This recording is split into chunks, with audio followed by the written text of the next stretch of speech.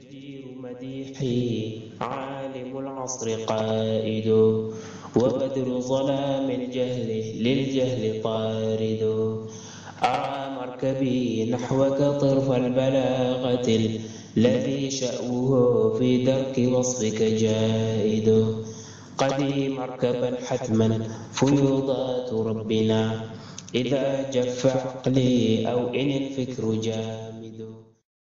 Et il dit Wafi Jimha. Et donc, dans le livre Jimha, c'est. Voilà.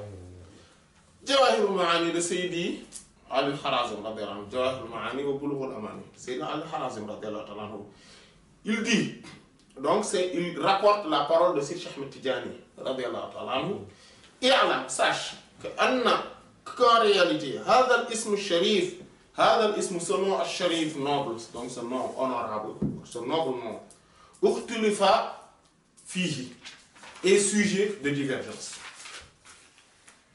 Ukhtulifa, on a divergé Fihi dedans, ou à son sujet. Donc c'est fait objet de divergence entre les savants. Sur quoi? Hal, est-ce que le mot Allah, Mushtaqun, provient de quelque part, c'est-à-dire donc à une étymologie, ou bien Murtajal, c'est juste un nom comme ça qui n'a pas d'origine, c'est-à-dire qui n'a pas d'étymologie. Voilà, c'est juste un nom comme ça. Cheikh Tidjani, dans cet exposé, est plutôt, en tout cas, évolue plutôt avec ceux qui disent que c'est un ism murtajal, c'est un nom qui n'a pas de racine. Même si cette parole-là ne signifie pas que les autres propos sont fausses. Pourquoi? Parce que vous voyez que si on regarde toutes ces paroles-là, ils indiquent presque la même chose. Le fait qu'Allah il est unique, il s'est élevé au-dessus de tout le monde, il a la suprématie, il a la détention de toutes choses et qu'il est invisible, imperceptible, mais que tout le monde se dirige vers. Et que si tout le monde, leur finalité, dans leurs besoins, ils vont le demander à Allah. Quand ils n'ont plus d'espoir, ils ne se dirigent que vers Allah. Et que c'est lui qui détient la subsistance de tout le monde. C'est l'être suprême qui transcende tout le monde et est au-dessus de toute imperfection. Et même est au-dessus de la perfection. Tout ce que nous, on appelle perfection, en réalité, c'est de l'imperfection. Et que c'est Allah. Allah est exempt et démuni de ces perfections-là, des nôtres. Parce que lui, sa perfection est au-dessus de la perfection de ceux qui imaginent, des imaginations et des raisons des esprits. Cheikh Moutidjani dit nous disons as-sahih, l'authentique, la parole authentique sur cette question, annahu, c'est que en réalité Allah ismun est un nom murtajal qui n'a pas d'origine, qui n'a pas de racine, qui n'a donc pas d'étymologie. Wa jami'a ma, et tout ce dont zukira, tout ce qui a été zukira, qui a été mentionné, ou bien donc jami'a wa jami'a ma, tout ce dont Zakara a mentionné Ahlul Lugha, les linguistes, donc les gens de la langue, Fihi, à ce sujet, Minat Tasrif, dans la morphologie, au sujet de la morphologie, c'est-à-dire que de l'origine du nom, la yasih n'est pas authentique, wala yatasawwaru, et n'est pas raisonnable, n'est pas concevable. D'accord. Maintenant, il dit quoi? Pourquoi il dit cela? Et ça, c'est son argumentation est d'une importance capitale. Il dit pourquoi? Il dit parce que, tout simplement, Zalika, ceci, tout ce qui a été dit, Yasihu, est authentique, fil asma'i, sur les noms al-mu'allala qui ont eu des causes. Sur les noms qui on dit que telle chose s'appelle telle parce que. Voilà. Par exemple, quand on voit Mohammed, le tout louangé, et il s'appelle comme ça, pourquoi? Parce qu'il est louangé dans les cieux et dans la terre et qu'il englobe tous les attributs de louange. C'est pour ça qu'on l'appelle comme ça. Donc c'est pour ça. Mais Allah n'a pas cette... On ne peut pas dire qu'Allah, il est comme ça, il s'appelle comme ça parce que... Et ces noms-là, qui donc ont des origines, ou qui ont des causes comme ça, qu'on peut donner des raisons de leur nomination. Asma ou Sifat sont les noms des attributs. Donc ce sont les noms des attributs. Allati qui hier sont kullu ismin, tous les noms, tout nom, minha, chacun parmi eux, dont chacun parmi eux, yahtassu est particularisé bi ma'nan par un sens minal ma'ani parmi les sens. Et ceci muhaqqaqun, et donc qui est incarné fi zat al-aliyya dans l'essence élevée et suprême. Il dit donc quoi? Il dit que les noms d'Allah subhanahu wa ta'ala, les noms des attributs, comme quand on dit Ar-Rahman. Ar-Rahman, Allah subhanahu wa ta'ala est appelé Ar-Rahman, le tout miséricordieux, parce que c'est son attribut, parce que la miséricorde c'est son attribut. Il est appelé par exemple Al-Malik, le roi. Pourquoi? Parce que la royauté est son attribut. Il est appelé Al-Alim, le savant, l'omniscient. Pourquoi? Parce que la science, donc l'omniscience, donc la science de toute chose est son attribut. Parce que la science est son attribut. Donc c'est pour cela qu'on l'appelle comme ça. Voilà. L'enseignant, on l'appelle l'enseignant parce que l'enseignement est son attribut, il enseigne. Mais il ne s'appelle pas l'enseignant. Le médecin, on l'appelle le médecin parce qu'il soigne. Mais il ne s'appelle pas le médecin, il a un nom. Voilà. C'est pareil. En fait, Allah, c'est son nom. Maintenant, les autres ne sont pas ces noms d'essence. Mais ce sont des noms d'attributs.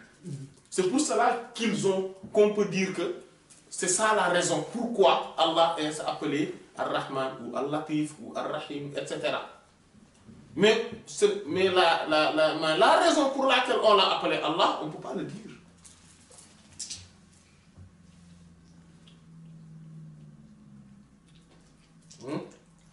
Et dans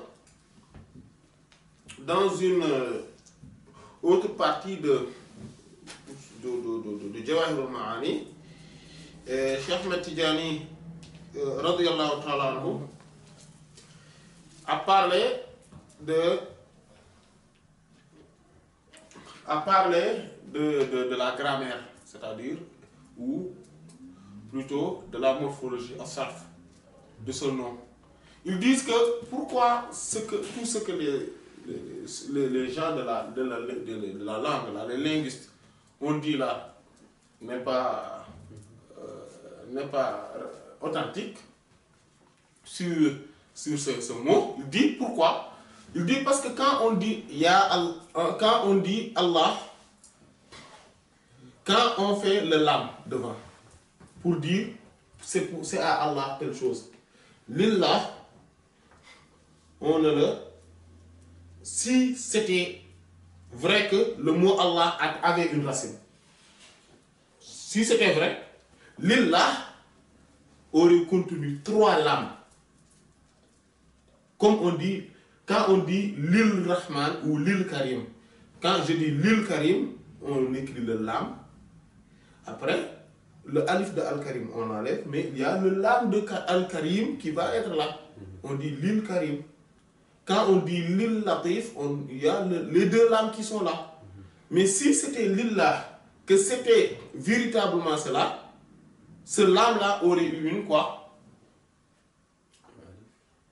Non, aurait eu 3 lames. Ce Allah aurait eu 3 lames. Et donc cela signifie alors que cela ne suit pas les règles grammaticales et morphologiques de l'arabe. Donc, voilà. C'est un nom. Donc cela signifie que c'est un nom murtajal. Donc qui n'est pas l'arabe, en tant que tel n'est pas arabe. Voilà. Parce que sinon, ça aurait dû suivre les règles grammaticales de l'arabe. La deuxième chose, c'est quand je dis,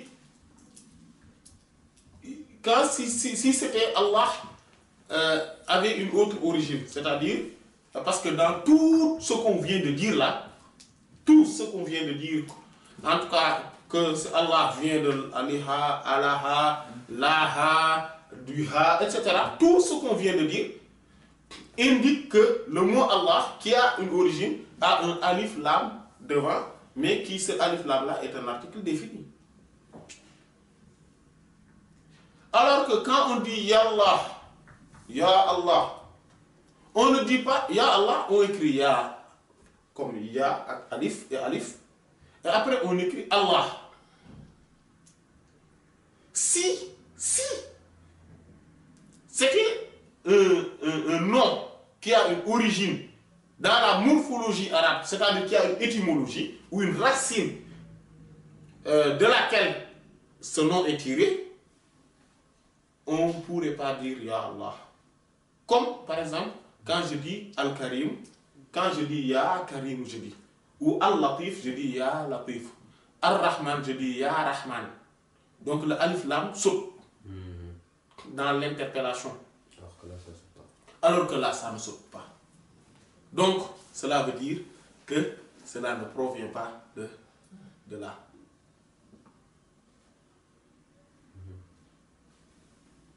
Voilà. C'est pour ça qu'il dit que c'est ce qu'il a dit ici et que Sidi al-Nazifi radiyallahu ta'ala anhu, si je ne suis pas abusé, ne l'a pas mentionné. Et c'est juste qu'il a dit que ce que les Arabes tout, donc il a mais cela englobe donc ce qu'on vient de dire là englobe cette parole qui dit que tout ce que les linguistes disent sur cela n'est pas logique et n'est pas concevable en arabe, n'est pas authentique, n'est pas conforme aux règles grammaticales et morphologiques de l'arabe. Voilà. Donc Allah, c'est un nom quoi? Murtajal. Voilà, qui n'a pas d'origine, qui n'est tiré de nulle part, mais c'est le nom d'Allah. Malgré cela, c'est un nom de quoi? Indiquant la dimension divine. Mais ça, on en reviendra, Inch'Allah, lors de la séance précédente. Mais pour dire que même le fait que cela soit murtajal, subhanallah, cela ne contredit pas le fait que c'est tout ce que les autres disent puisse être concevable dans ce sens et dans ces points-là et non sur le plan linguistique et sur le plan ne puisse pas être concevable sur le plan des réalités de l'essence divine. Mais cela peut être juste concevable dans le sens des réalités des quoi? Des attributs divins.